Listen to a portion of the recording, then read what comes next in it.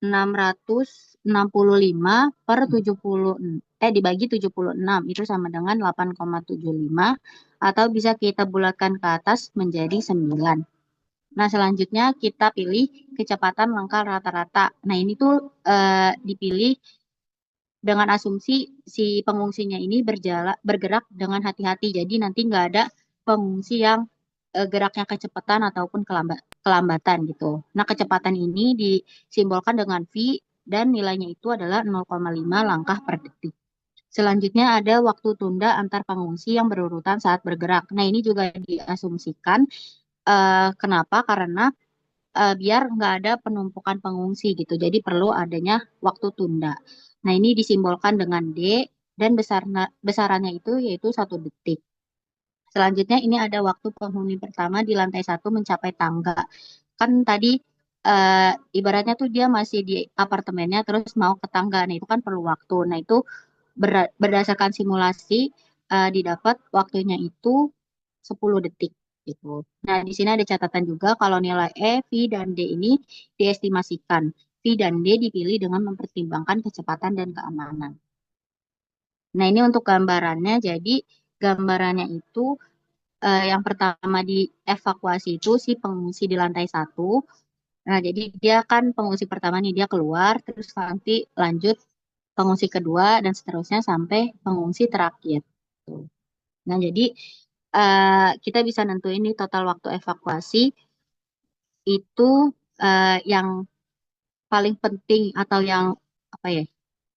Total waktu evakuasinya itu bisa kita cari dengan mencari waktu pengungsi pertama di lantai 1 keluar dan waktu pengungsi terakhir keluar gedung gitu. Jadi di sini dapat ya teman-teman total waktu evakuasinya itu yang disimbolkan sebagai T besar sama dengan waktu pengungsi pertama di lantai 1 keluar dari gedung ditambah waktu pengungsi terakhir meninggalkan gedung. Nah, ini kan di tengah-tengah ada waktu tunggu akibat antrian ya. Jadi kenapa harus cari itu juga? Karena kan si pengungsi terakhir ini bisa jalan kalau udah masuk ke waktu tunggunya gitu. Jadi kita harus cari juga waktu tunggu akibat antriannya itu. Nah, yang pertama kita cari waktu pengungsi pertama di lantai 1 keluar dari gedung. Nah, tadi kan jarak dari apartemen dia ke tangganya itu sebesar T ya. Berarti kita jumlahkan T ini sama waktu saat si pengungsi pertama ini menuruni anak tangga gitu atau menuruni tangga sebanyak 1 lantai gitu. Nah, ini bisa kita pakai yang segitiga itu. Jadi kalau di atas itu kan jarak, terus di kanan kirinya itu V sama T. Berarti kalau mau cari waktu, kita bisa ngebagi si jarak dibagi kecepatan gitu. Terus yang kedua, kita cari juga waktu tunggu akibat antriannya. Nah, ini bisa kita cari dari jumlah apa namanya? Jumlah pengungsinya dikali waktu tunggunya. Nah, tadi kan jumlah pengungsinya itu karena di setiap lantai itu ada N orang dan gedung itu punya F lantai, makanya ini kita carinya tuh dengan cara F dikali N, terus ini dikurang 1. Kenapa? Karena kan tadi pengungsi pertama itu udah keluar ya, dia nggak perlu waktu tunggu, makanya kita kurangin sama 1. Terus dikali sama D waktu tunggunya itu. Terus yang terakhir kita cari waktu pengungsi terakhir meninggalkan gedung. Nah, ini sama, kita carinya pakai jarak dibagi kecepatan. Cuman jaraknya nih beda karena kan pengungsi terakhir itu ada di lantai 76. Berarti dia harus melewati sebanyak F kali S anak tangga gitu. Terus dibagi kecepatan. Boleh di next. Nah, lanjut ke penyelesaian problemnya. Tadi kan dari yang slide sebelumnya diketahui F-nya itu atau banyak lantainya itu 76, terus E-nya itu 2,5, N besarnya itu 17,5, S-nya itu 9, V-nya itu 0,5, D-nya itu 1, T-nya itu 10. Terus tinggal kita masukin aja ke pemodelan matematika yang T besar tadi, yaitu T ditambah S per V, ditambah Fn kurang 1 kali D, ditambah Fs per V. Nah, ini angkanya tinggal dimasukin, terus kita hitung sampai nanti hasilnya dapat yaitu 2.725 detik. Nah, ini kita ubah ke menit, berarti kan dibagi 60, atau dapat hasilnya itu 45,41 menit. Tuh, boleh di next. Selanjutnya akan dibahas oleh Zahra.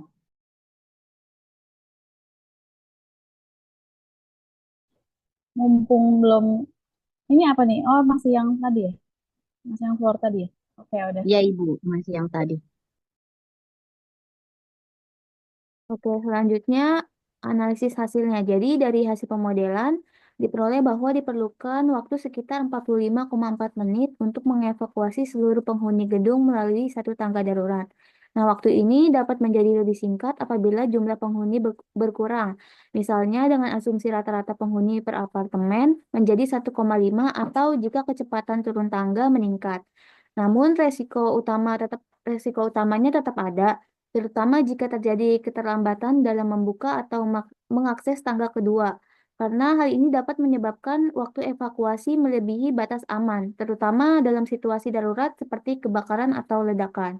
Nah, model ini menunjukkan bahwa faktor-faktor yang paling berpengaruh terhadap waktu evakuasi adalah jumlah penghuni, kecepatan turun tangga, jeda antar penghuni saat bergerak, dan jeda antar penghuni saat bergerak. Nah, secara keseluruhan, model ini tergolong masuk akal dan realistis, serta fleksibel untuk disesuaikan dengan berbagai kondisi lain, seperti evakuasi pada malam hari atau melibatkan kelompok rentan seperti anak-anak dan lansia. Oke, boleh di next. Nah, jadi untuk kesimpulan dari problem pertama evakuating itu, pemodelan matematika dalam kasus ini memberikan perkiraan kuantitatif yang berguna untuk mengetahui durasi evakuasi secara keseluruhan. Dengan hanya satu tangga yang dapat digunakan, waktu evakuasi ini diperkirakan mencapai sekitar 45 menit, dengan asumsi bahwa seluruh penghuni bergerak secara tertib dan tanpa hambatan berarti. Namun, jika kedua tangga dalam kondisi aman dan dapat digunakan secara bersamaan, maka waktu evakuasi dapat dipotong hampir setengahnya, yaitu menjadi sekitar 22 hingga 23 menit. Tadi kan satu tangga kan 45 menit, berarti kalau misalnya eh, menja- eh, dua tangga jadi waktunya menjadi setengahnya jadi 22 sampai 23 menit. Nah, oleh karena itu model ini sangat bermanfaat sebagai alat bantu dalam merencanakan prosedur keselamatan kebakaran dan mengevaluasi kelayakan serta kapasitas infrastruktur bangunan bertingkat tinggi. Boleh di next.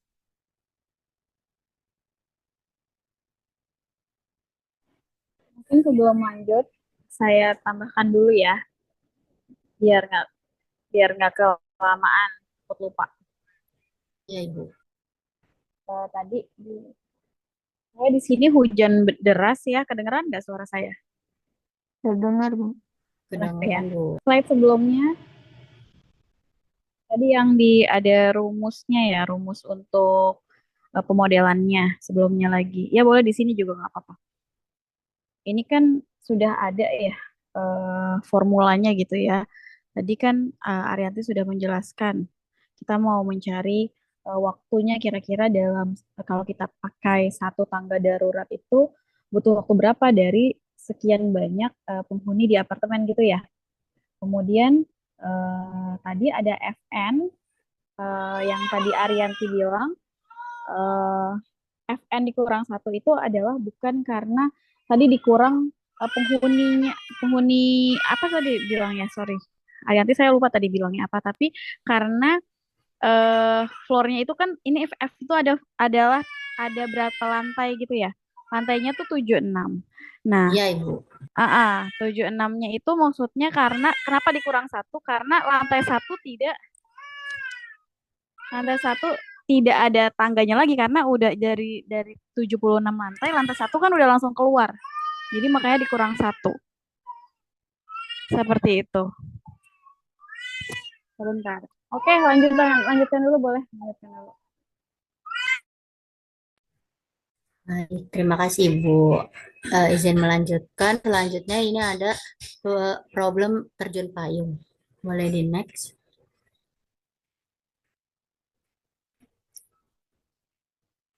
Nah, ini yang pertama ada problemnya. Jadi, terjun payung itu merupakan aktivitas terjun dari pesawat dengan menggunakan parasut. Olahraga terjun payung telah berkembang di seluruh dunia. Saat ini, olahraga terjun payung tidak hanya melibatkan kalangan militer saja, melainkan masyarakat sipil sudah banyak yang merasakan olahraga ekstrim ini. Terus, pada saat melakukan penerjunan, penerjun selalu memperhatikan tiga hal, yaitu tekanan udara, ketinggian minimum awal, dan jarak minimum dari titik yang akan dituju. Tiga hal tersebut sangat berpengaruh pada keselamatan penerjun dan kecepatan parasut. Di dalam dunia penerjun, banyak posisi yang dapat dilakukan penerjun selama di udara. Posisi tersebut adalah posisi arch, track, sit, dan stand. Pada penelitian ini membahas tentang posisi track penerjun selama di udara. Posisi track merupakan posisi di mana kepala penerjun menghadap serong ke bawah dan kedua tangan penerjun sejajar dengan tubuh. Nah, ini untuk gambaran si track. Terus boleh dilanjut. Nah, dari problem tadi, tujuan dari pemodelan matematikanya yaitu yang pertama untuk melihat pergerakan dan posisi trek penerjun ketika di udara, mulai melompat dari pesawat sampai pada posisi penerjun siap membuka parasut. Yang kedua, penerjun bisa melakukan lompatan dengan selamat dan bisa mendarat pada posisi yang sudah ditentukan. Boleh di next. Nah, berikut representasi. Yang pertama itu ada FG, yaitu dia gaya gravitasi penerjun payung dengan satuan kilogram meter per sekon kuadrat. Terus ada FD juga, yaitu gaya hambat udara. Terus ada M juga, yaitu massa penerjun dan pelengkapannya. Terus ada A, yaitu percepatan penerjun payung. Satuannya itu meter per sekon kuadrat. Terus ada juga V, yaitu kecepatan penerjun. Satuannya itu meter per sekon kuadrat. Dan ada G, gaya gravitasi. Terus ada K juga, yaitu hambatan udara. Ada T, yaitu waktu. Terus ini ada alfa, yaitu kemiringan sudut. Terus ada Z0, yaitu posisi awal penerjun dari permukaan tanah. Dan yang terakhir ada ZT, yaitu posisi penerjun dari permukaan tanah pada saat T waktu. Boleh di next. Oke, selanjutnya ada pemodelan matematikanya. Nah, yang pertama ini yang di sebelah kiri, di mana dimulai dari penerjun payung keluar dari pintu pesawat, hingga kemudian penerjun itu melakukan gerak jatuh bebas, hingga posisi siap membuka parasut. Nah, pada saat penerjun mulai melompat dari pesawat, maka hukum Newton 2 ini dapat diterapkan. Nah, di mana yang pertama yaitu sigma F sama dengan MA. Dengan sigma F sama dengan FG ditambah FD. Maka bisa kita turunkan hasil dari turunan pertama kecepatan terhadap waktu, maka bisa ditulis FG ditambah FD sama dengan M dikali dengan dV dibagi dt. Lalu, eh, karena persamaan kecepatannya ini penerjun terhadap payung dengan nilai C ini belum diketahui, maka FT sama dengan mg per K ditambah CE pangkat bin K bagi M dikali T. Nah, karena penerjun payung ini melakukan gerakan jatuh bebas, maka F0-nya sama dengan 0, sehingga didapat persamaan penerjun payungnya terhadap waktu ini adalah FT sama dengan mg dibagi K, buka kurung 1 dikurang E pangkat min KT dibagi M, tutup kurung. Nah, untuk menentukan posisi penerjun terhadap waktu XT, maka selama di udara dapat diperoleh dengan mengintegralkan persamaan kecepatan penerjun payung terhadap waktu. Maka bisa kita peroleh XT sama dengan MGT dibagi K ditambah M kuadrat GE pangkat minus KT dibagi M dibagi dengan K kuadrat. Lalu dikurang dengan M kuadrat kali G dibagi dengan K kuadrat. Nah, setelah itu akan dicari posisi penerjun payung dari permukaan tanah. Nah, misalkan si ZT-nya ini adalah posisi penerjun dari permukaan tanah pada saat T dan posisi awal penerjun payung dari permukaan tanah adalah Z0. Sehingga berdasarkan gambar yang ini yang terdapat di sebelah kiri bisa diperoleh ZT-nya sama dengan Z0 dikurang XT. Sehingga diperoleh persamaan posisi penerjun terhadap waktu dari permukaan tanah yaitu ZT sama dengan Z0 dikurang dengan MGT dibagi K ditambah M kuadrat kali G dibagi dengan K kuadrat. Lalu dikali dengan buka kurung min E pangkat min K bagi M kali T ditambah 1 tutup kurung. Nah, yang sebelah kiri ini kan sebelum dia melakukan posisi track. Sedangkan pada jurnal yang kita ambil yaitu diasumsikan penerjun payung ini keluar dari pesawat langsung membentuk posisi track. Nah, maka konstruksi model matematikanya juga bakal berbeda pada posisi track. Nah, sehingga eh, posisi trek penerjun payung selama di udara dapat dilakukan dengan pendekatan hukum Newton 2. Nah, di mana yang pertama sebelumnya masih sama, di mana sigma F sama dengan MA. Dengan sigma F-nya sama dengan FG ditambah FD. Nah, percepatan merupakan hasil turunan pertama kecepatan terhadap waktu. Maka bisa kita tulis mg cos alpha dikurang dengan kv sama dengan m dikali dv per dt. Nah, sehingga didapat persamaan kecepatan penerjun payung terhadap waktu ini adalah Vt sama dengan mg cos alpha dibagi dengan k ditambah dengan c pangkat minus kt dibagi dengan m. Nah, karena penerjun payung ini melakukan gerakan jatuh bebas, maka V0-nya sama dengan 0. Sehingga bisa kita tulis persamaannya Vt sama dengan mg cos alpha dibagi dengan k. Dikali dengan buka kurung 1 dikurang E di pangkat minus kt dibagi M tutup kurung. Nah, untuk menentukan posisi penerjun payung terhadap waktu xt selama di udara dapat diperoleh dengan mengintegralkan persamaan kecepatan penerjun payung. Sehingga diperoleh xt-nya sama dengan mgt cos alpha dibagi dengan k ditambah m kuadrat g cos alpha dibagi dengan k kuadrat dikali dengan e pangkat min kt bagi m dikurang m kuadrat g cos alpha dibagi dengan k kuadrat. Nah, setelah itu kita mencari posisi penerjun dari permukaan tanah. Misalkan ZT-nya adalah posisi penerjun payung dari permukaan tanah pada saat T dan posisi awal penerjun dari permukaan tanah adalah Z0. Sehingga berdasarkan gambar yang di sebelah kanan juga bisa kita peroleh ZT-nya sama dengan Z0 dikurang XT. Di mana sehingga ZT-nya ini sama dengan Z0 dikurang. Tadi kan XT-nya kita sudah dapat ya, di mana si XT ini sama dengan MGT cos alpha dibagi dengan K ditambah dengan M kuadrat G cos alpha dibagi dengan K kuadrat. Lalu dikali dengan buka kurung min E pangkat min K per M kali T ditambah 1 tutup kurung. Tuh.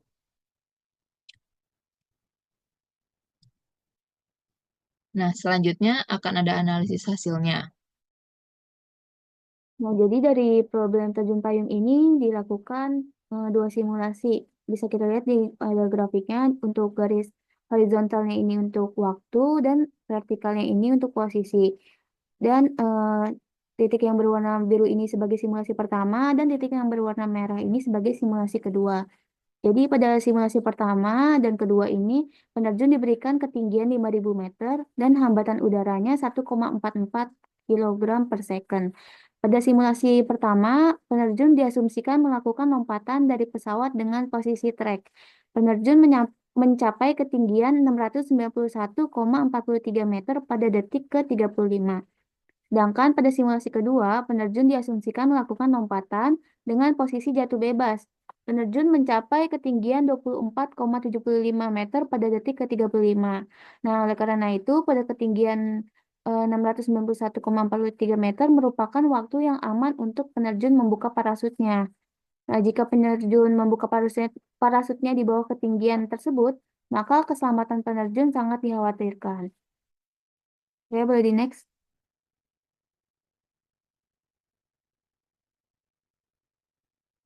Nah, di sini juga terdapat kecepatan terminal pada terjun payung. Jadi, kecepatan terminal pada terjun payung adalah kecepatan pada saat gaya berat penerjun sama dengan gaya berat udara.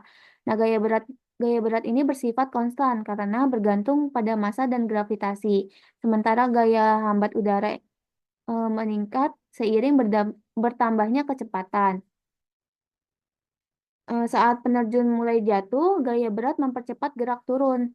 Namun gaya hambat namun gaya hambat udara yang timbul akan terus meningkat hingga menyeimbangi gaya berat. Nah, pada titik inilah terjadi kesetimbangan gaya, sehingga sesuai dengan hukum Newton, penerjun akan bergerak dengan kecepatan konstan, yaitu kecepatan terminal. Next, Sabira. Nah, jadi dari problem yang kedua ini, problem terjun payung, ada beberapa hal yang dapat disimpulkan. Yang pertama, model matematika yang digunakan memperhitungkan gravitasi dan hambatan udara sesuai hukum Newton yang kedua. Nah, kedua, posisi trek membuat penerjun lebih lambat jatuh, lebih aman dan terkendali saat membuka parasut. Yang ketiga, waktu kritis membuka parasut ini pada detik ke-35, yaitu ketinggian 691 meter, untuk ketinggian awalnya 5.000 meter. Dan yang terakhir, posisi tubuh mempengaruhi kecepatan terminal dan keselamatan penerjun. Nah, mungkin sekian materi dari kelompok kami. Dari Bola, apakah ada tambahan, Bu? Iya, menarik sekali ya. Ternyata posisi penerjun aja harus disesuaikan detik keberapa, harus apa gitu ya. Pada saat melompat, kemudian posisi tadi ketika harus eh, posisi aman untuk membuka parasutnya gitu ya, di detik keberapa gitu ya. Iya, Dan penerjun mencapai ketinggian pada detik segini. Nah, kalau itu tuh sebenarnya saya belum tahu sih. Saya juga belum pernah mencoba itu ya. eh, yang entah itu ini terjun payung atau olahraga yang dari atas itu saya belum pernah coba. Mungkin kalian ada yang pernah coba atau tahu infonya gitu kalau misalnya turun gitu memang detik keberapa itu dia pakai semacam headset gitu untuk tahu membuka parasutnya tuh di detik keberapa gitu kira-kira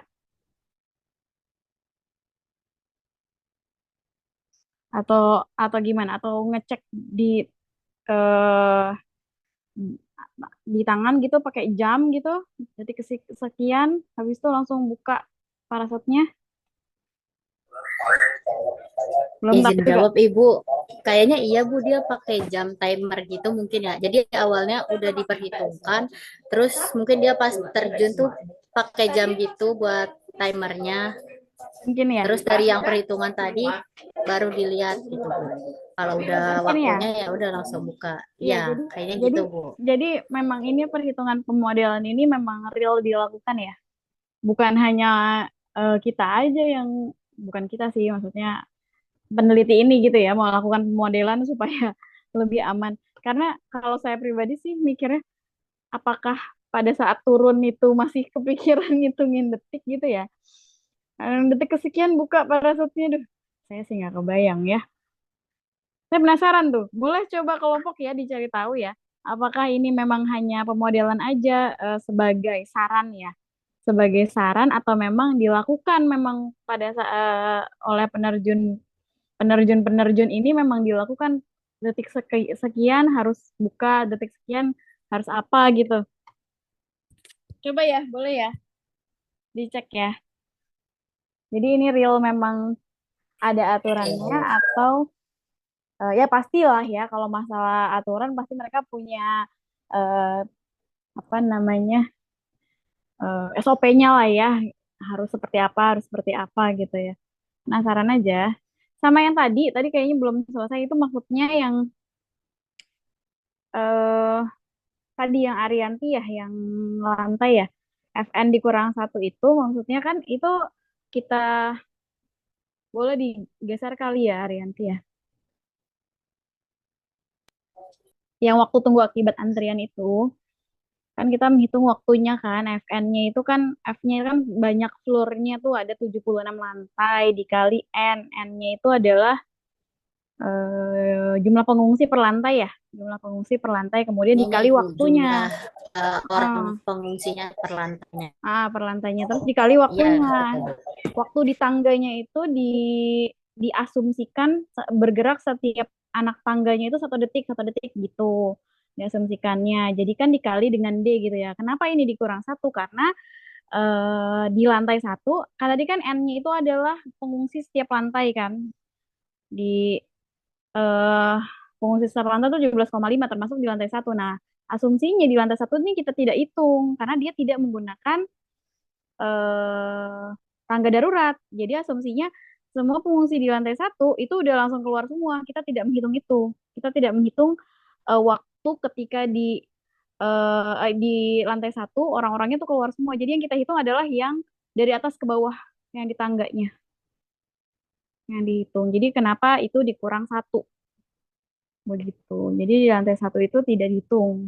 Yang dihitung antrian yang di tangga darurat, yang menggunakan tangga darurat. Kalau lantai satu kan dia asumsinya dia langsung keluar eh pintu gitu ya. Gitu. Kenapa itu dikurang satu? Itu aja sih. Kalau yang terjun payung ini itu aja saya penasarannya yang tadi. Apakah ini memang real eh, sebagai apa namanya peraturan di sananya di parasutnya harus jadi kesekian harus ini gitu kan? Atau ini memang pemodelan sebagai ya saran aja gitu ya? Baiknya dilakukannya ada eh, waktu-waktu terbaiknya gitu ya. Eh, kalau dari teman-teman yang lain gimana? Ada tanggapan?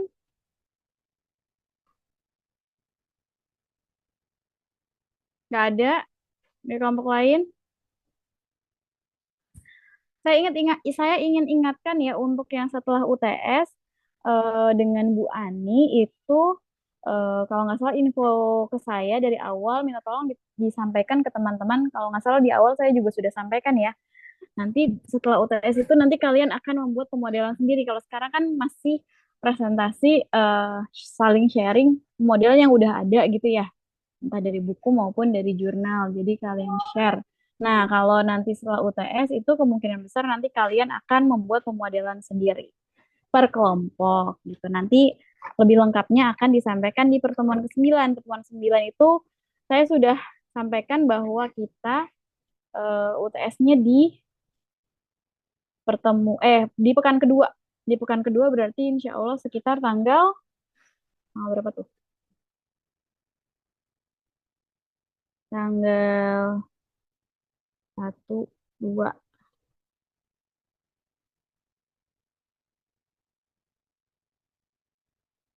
6 ya, sekitar tanggal 6 ya. Cuma kemungkinan besar kalian UTS-nya itu berupa post test. Jadi sebenarnya kalau kalian ini lagi masuk ke dalam penelitian saya. Makanya kemarin itu ada pretest kan. Jadi kemungkinan besar kita UTS-nya hanya post test saja. Tuh. Jadi bisa dipahami ya kalau untuk pemodelannya ini kan sudah berupa proyek, kalian sudah baca-baca dari jurnal maupun dari buku dan presentasi gitu ya. Dan itu sudah meliputi eh, 4 bidang gitu ya dari STEM itu science, teknologi, engineering dan mathematics gitu. Nanti lebih lengkapnya lagi buat bikin pemodelannya yang sendiri itu nanti insya Allah setelah UTS. Seperti itu. Ada pertanyaan sebelum masuk ke kelompok setelahnya? Di sini udah ada 2 orang Ibu yang resen. Oh boleh. Saya di sini saya nggak kelihatan nih yang resen. Oh ya dibuka. Oh ya Aurelia, Leskia silakan. Baik, Ibu, saya izin berkomentar dan memastikan juga untuk kelompok yang barusan presentasi. Nah, itu kan pada problem pertama, model evakuasi yang dibuat itu sudah mempertimbangkan faktor-faktor yang penting seperti jumlah penghuninya, kecepatan langkahnya, dan juga jeda antar orangnya. Nah, hasil perhitungan itu menunjukkan bahwa waktu evakuasinya cukup lama, sehingga model yang dibuat ini menegaskan bahwa tidak ada satu solusi pasti untuk semua gedung. Maka evakuasinya harus juga disesuaikan dengan kondisi nyata di lapangan agar eh, evakuasi itu lebih efektif dan juga aman. Apakah begitu, kelompok? Iya, betul, Laura. Oke, baik. Terima kasih kelompok. Iya, jadi ini memang hanya untuk di apartemen itu aja ya. Kita tidak bisa mengeneralisasi gitu ya. Mungkin untuk modelnya bisa aja kita pakai, tapi dengan eh, apa namanya penyesuaian, tergantung situasi dan kondisi di eh, gedungnya masing-masing gitu ya.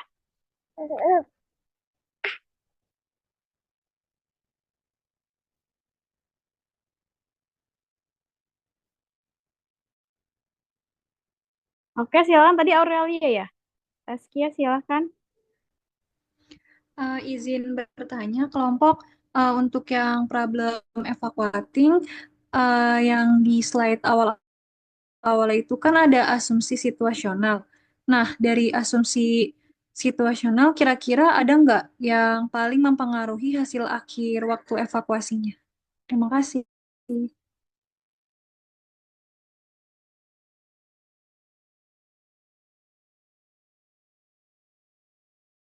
Baik, terima kasih Leski. Nah, mungkin kalau dari aku, jawaban dari aku, sebenarnya ada beberapa asumsi yang sangat mempengaruhi hasil akhir dari evakuasi ini, hasil akhir dari waktu evakuasi ini. Nah, salah satunya itu, menurut aku yang paling berpengaruh adalah jumlah penghuni per lantainya sama kecepatan langkah rata-rata penghuninya pas mereka turun. Karena jumlah penghuni per lantai ini kan cara langsung mempengaruhi lamanya antrian saat evakuasi. Nah, semakin banyak orang, maka waktu tunggu antar orang itu juga makin panjang. Jadi, apa ya, total waktu evakuasinya bakal lebih panjang gitu, bakal lebih besar. Nah, yang kedua kan tadi ada kecepatan langkah si penghuninya. Gimana kalau misalkan mereka jalannya lambat gitu. Itu kan sangat mempengaruhi, jadi sangat krusial juga buat evakuasi. Nah, ini tuh digunakan dalam perhitungan waktu turun tangga juga. Jadi nggak mungkin kalau misalkan mereka evakuasi itu jalannya lama, itu kan mempengaruhi banget. Nah, dan waktu perpindahannya juga sangat menentukan gitu.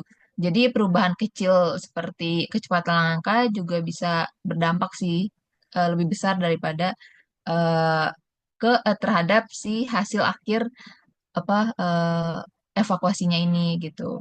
Kalau menurut aku gitu lah sih. Oke, sudah Oke, terjawab. mau nambahin. Oh iya, Manil boleh. Boleh sih, aku mau nambahin dikit juga. Nah, selain tentang udah Sabira bilang yang jumlah penghuni per lantai sama kecepatan, sebenarnya jumlah anak tangga per lantai itu juga penting gitu kan. Tadi kan yang bisa dipakai tangganya cuma satu ya.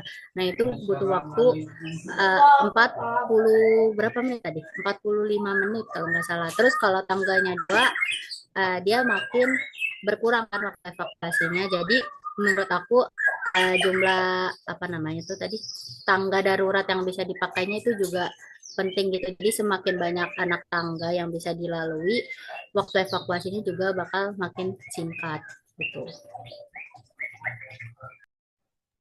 Iya, benar Oke, ya. Sudah cukup, oke, terima Raskia? kasih kelompok. Sudah Oke, cukup cukup ya, Ibu. Raskia? Ya. eh Benar ya yang dikatakan kelompok itu yang dijelaskan. Ini juga menjadi penting gitu kalau penghuninya itu misalnya mayoritas adalah orang tua. Wah, itu udah beda lagi karena di sini sudah rata-rata langkahnya itu langkah per anak tangga itu 1 detik dibilangnya ya D-nya itu tuh, ya kan? Wah, D-nya 1 detik. Nah, itu kalau misalnya ternyata mayoritas orang tua atau lansia itu bisa jadi nggak 1 detik gitu kan, karena akan semakin lama gitu untuk jalannya atau misalnya hal-hal yang kita belum perhatikan gitu banyak faktor-faktor lain. Tadi misalnya dalam satu lantai itu ada berapa eh, apartemen gitu, ada berapa penghuni. Kalau memang misalnya rata satu satu lantainya itu ada berapa apa sih sebutannya kamar atau apartemen? Apartemen ya? Pengungsi per Ya, Ibu apartemennya. apartemen per lantai gitu ya. Jumlah apartemen per lantainya ini kan di rata-ratain aja gitu ya. Nah, kalau memang satu lantainya itu beda-beda kan ada mungkin gedung yang di lantai berapa hanya ada berapa gitu ya. Biasanya eh mungkin ada apartemen yang misalnya gedung yang paling tinggi lantai yang paling tinggi gitu itu cuma satu apartemen karena itu adalah yang paling mahal gitu kan bisa kan? Atau misalnya di lantai berapa sampai berapa ini lebih banyak kamarnya karena apartemen lebih banyak karena ukurannya lebih kecil kan itu juga bisa. Jadi tidak tidak bisa eh, digunakan rata-rata gitu. Nanti akan kurang kurang sesuai gitu ya waktu ya hasil akhirnya gitu. Kecuali memang sama semua satu lantai itu ada 7 apartemen atau sama semua gitu ya setiap lantainya. Kemudian mayoritas di sini yang tinggal adalah usia sekitar 20 sampai 40 tahun. Berarti kan kecepatan dia jalannya juga sama gitu. Itu baru misalnya semacam asrama gitu ya. Misalnya eh, kayak kayak di kampus B tuh ya, ada rusunawa gitu ya. Itu kan isinya memang mahasiswa tuh. Lebih mudah kita menghitungnya karena usianya sama, berarti kan langkah kakinya juga sama gitu kan. Terus jumlah kamarnya juga sama, itu lebih mudah untuk dihitung. Gitu. Oke, lanjut. Sudah cukup ya kelompok ini ya, boleh ditutup. Apa ada pertanyaan lain? Kalista ya? Atau siapa tadi? Jadi sepertinya Ada. Dwi mau telepon. Siapa? Dwi tadi Raisen. Oh iya, Dwi. Silakan, Dwi. Oke, izin bertanya kelompok. Bagaimana kalian memvalidasi model matematika dari kedua kasus itu? Nah, apakah ada data nyata atau literatur yang digunakan untuk membandingkan hasil dari kedua model tersebut? Nah, izin menjawab pertanyaan Dwi ya. Eh, se- Sepemahaman kami, jadi model ini belum divalidasi menggunakan data nyata atau referensi dari penelitian sebelumnya. Tetapi dari parameter-parameternya yang tadi seperti kecepatan berjalan, waktu waktu jeda antar orang, dan jumlah penghuni ini dipilih berdasarkan perkiraan yang logis dan aman. Oleh karena itu, model ini tetap bisa digunakan sebagai dasar awal untuk simulasi evakuasi gitu dulu. Oke, terima kasih Cara. Ya, sama-sama Dwi.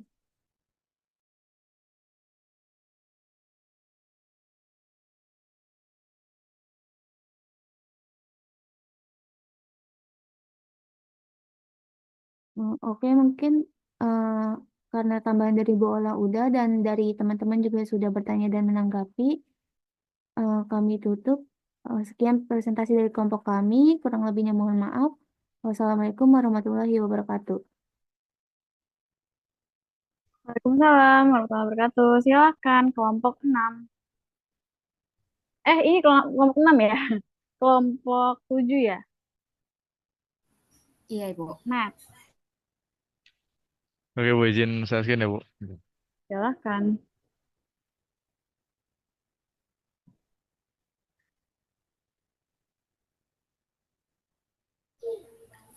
Baik, izin mulai ya, Ibu.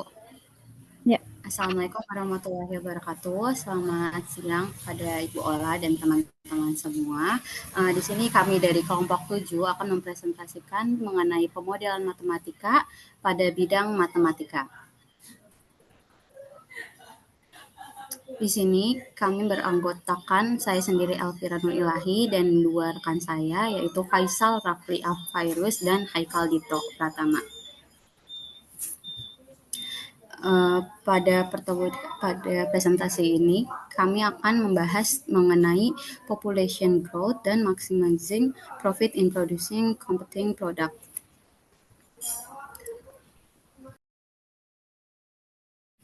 Oke, untuk yang pertama mengenai population growth.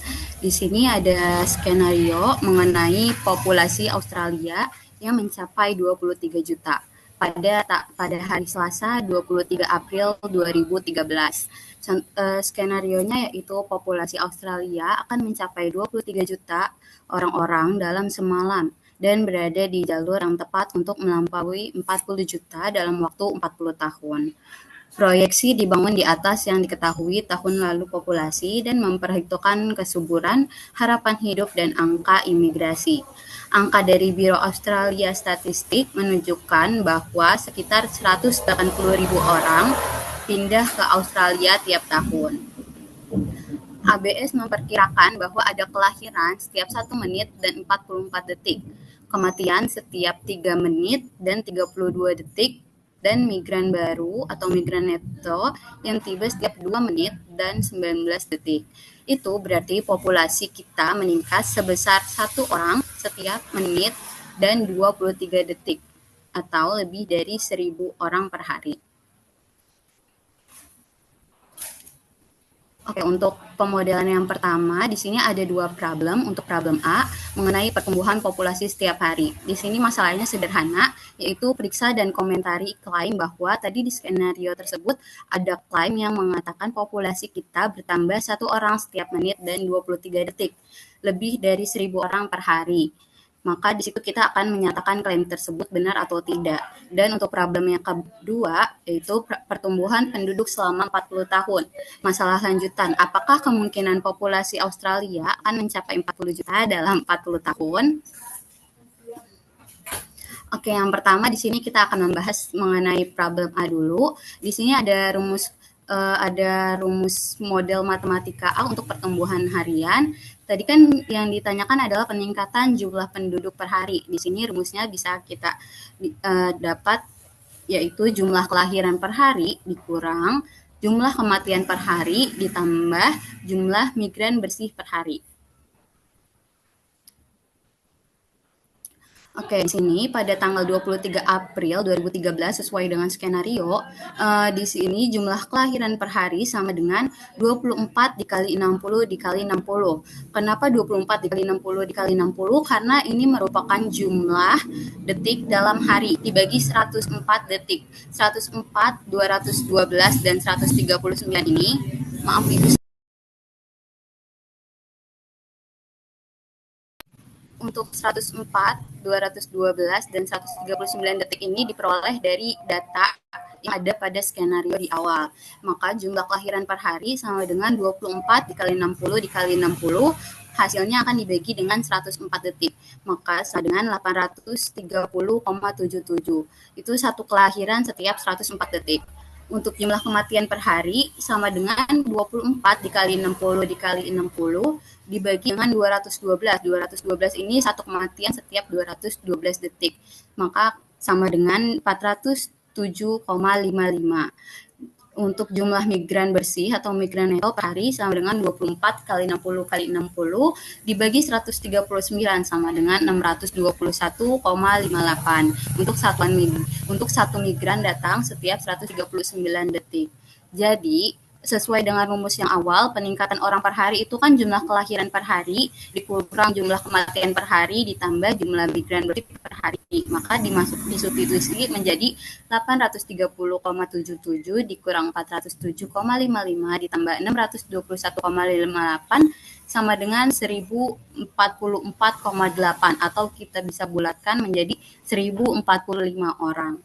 Untuk interval waktu antara kedatangan sama dengan jumlah detik dalam sehari atau 24 dikali 60 dikali 60 dibagi dengan peningkatan orang per hari yaitu 1045. Maka 24 dikali 60 dikali 60 baginya hasilnya akan dibagi dengan 1045 sama dengan 82,68 detik. Kira-kira sekitar kalau kita jadiin menit itu 1 menit 23 detik karena 1 menit kan 60 detik ya. Di sini kan sisanya berarti kalau dibulatin 23 detik gitu. Jadi kira-kira 1 menit 23 detik. Oke, boleh next Faisal.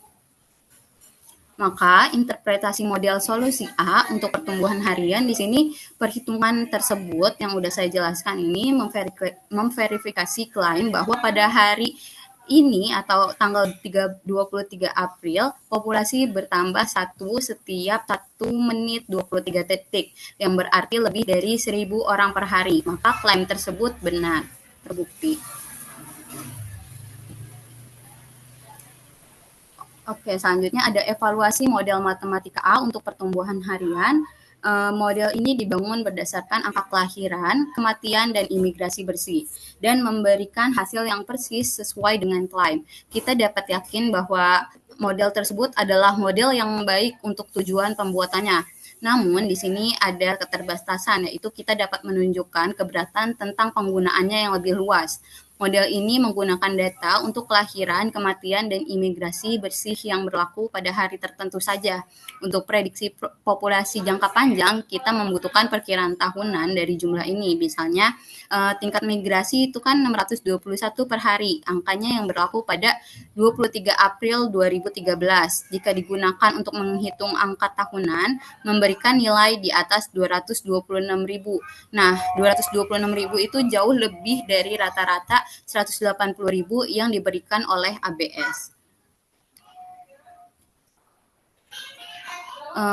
Selanjutnya di sini ada tabel yang berisi tentang data kelahiran, kematian, dan migrasi di Australia per 23 April 2013. Sekaligus cara menghitungnya dalam satuan per hari dan per tahun, dan akhirnya akan didapatkan fractional rate atau laju fraksional untuk masing-masing.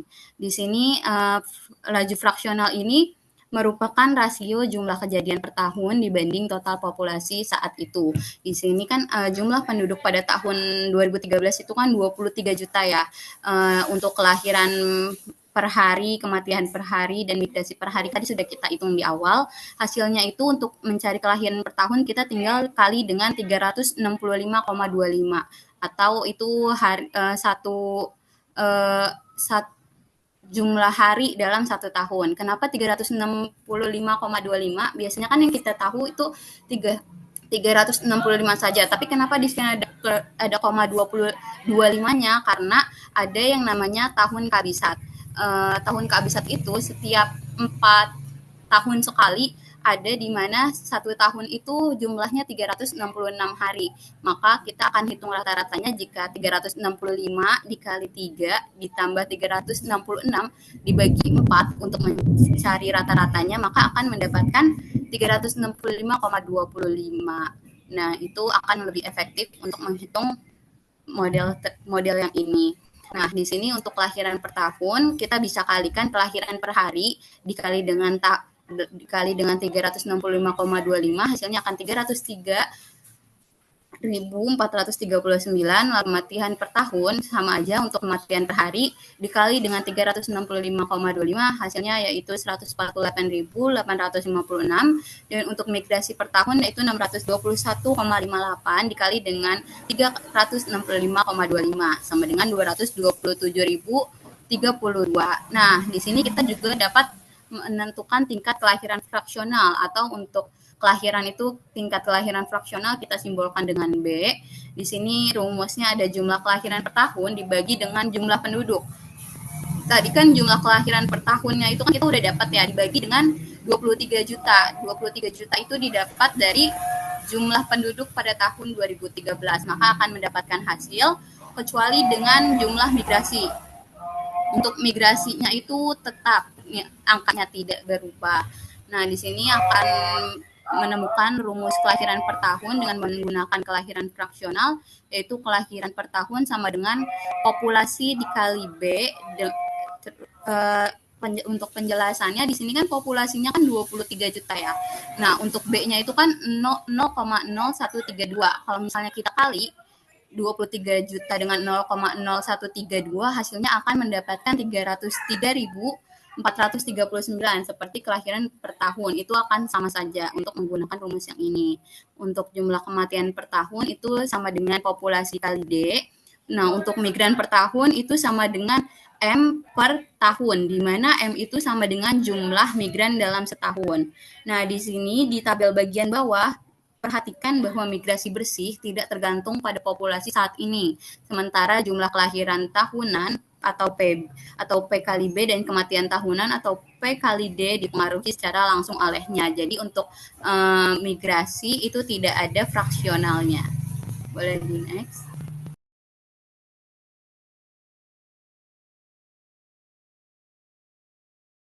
Oke, thanks, Festus. Selanjutnya kita bakal merumuskan model matematika yang B untuk pertumbuhan selama 40 tahun. Nah, pertanyaan yang B, apakah mungkin populasi Australia akan mencapai 40 juta dalam 40 tahun? Karena angka kelahiran, kematian, dan migrasi telah ditetapkan sebagai variabel utama, fokusnya sekarang beralih ke merancang model untuk proyeksi populasi jangka panjang, yang biasanya dinyatakan dalam satuan tahun. Karena tadi kan udah dikasih tahu ya dalam tabel-tabel itu, akan sangat berguna untuk merangkum apa yang kita ketahui dari data yang diberikan dalam kelaporan. Kolom terakhir merangkum perhitungan untuk mengekspresikan perubahan tahunan dalam populasi berdasarkan kontribusi dari kelahiran, kematian, dan migrasi. Perhitungan ini mengasumsikan bahwa data yang diberikan untuk tanggal 23 April berlaku sepanjang tahun. Meskipun sepertinya ada dugaan dalam laporan bahwa ini mungkin bukan asumsi yang tepat. Ini menjadi poin diskusi tersendiri yang layak diperhatikan karena kita makainya data yang per hari karena yang diketahui oleh apa ya dalam population growth itu per hari gitu ada yang kelahiran jumlah kelahiran per hari per detik malah kan satu kelahiran 1 menit 44 detik gitu. Oke lanjut aja. Ini asumsi kita ya. Untuk model pertama kita akan menggunakan nilai yang diberikan dalam laporan dan yang telah dimasukkan dalam tabel. Ini mengasumsikan bahwa laju kelahiran fraksional, laju kematian fraksional dan tingkat migrasi tetap sama selama rentang waktu model ini. Perlu dicatat bahwa data statistik yang dipublikasikan tingkat migrasi mengacu pada laju kenaikan besi melalui migrasi. Next. Nah, untuk model pertama, kita menggunakan data yang diberikan dalam teks stimulus dan yang telah dirangkum dalam tabel. Ada beberapa cara bagaimana ini dapat diselesaikan secara matematis. Yang pertama bisa pakai spreadsheet, yang kedua bisa pakai geometri, yang ketiga bisa pakai kalkulus. Pertama-tama kita asumsikan dan misalkan dulu. Misalnya PM0